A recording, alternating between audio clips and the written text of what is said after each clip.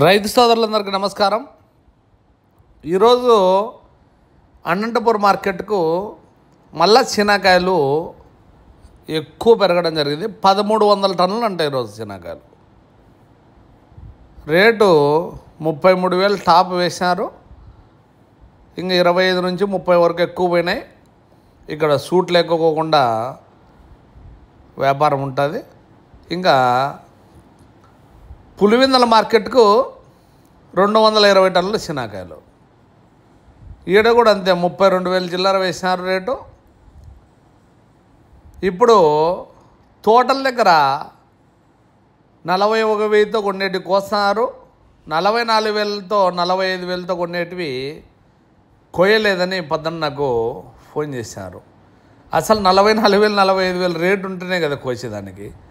ఇట్లాంటి వాళ్ళందరూ 44,000 45,000 రేట్ లేకోకుండా ముందుకు పోతాదని చెప్పి కొయ్యుకోకుండా ఇట్లా రేట్లు పెట్టిన వాళ్ళందరూ ముందు లెక్క తీసుకోండి. వాళ్ళతో అట్లా రేట్లు ఎక్కువ పెట్టిన వాళ్ళతో వాళ్ళు ₹1,00,000 లెక్క ఇప్పించుకుంటే వాళ్ళు చిక్కుతో మనం ఒకసారికి రేట్ లేకుండా కూడా ఊహాగానాలతో కొనరు.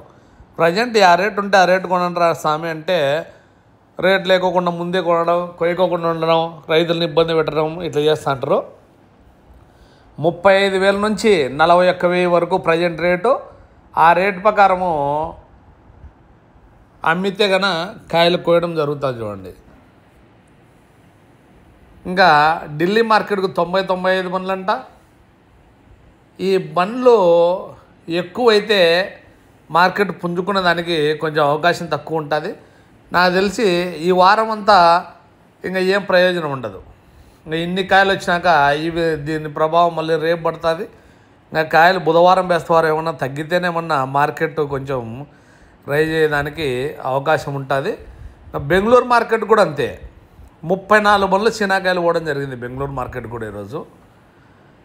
వాతావరణం చూస్తే కొంచెం ఇట్లే మూసుకొనే వస్తుంది. ఎక్కువ ఎండలు కూడా కాయడంలే.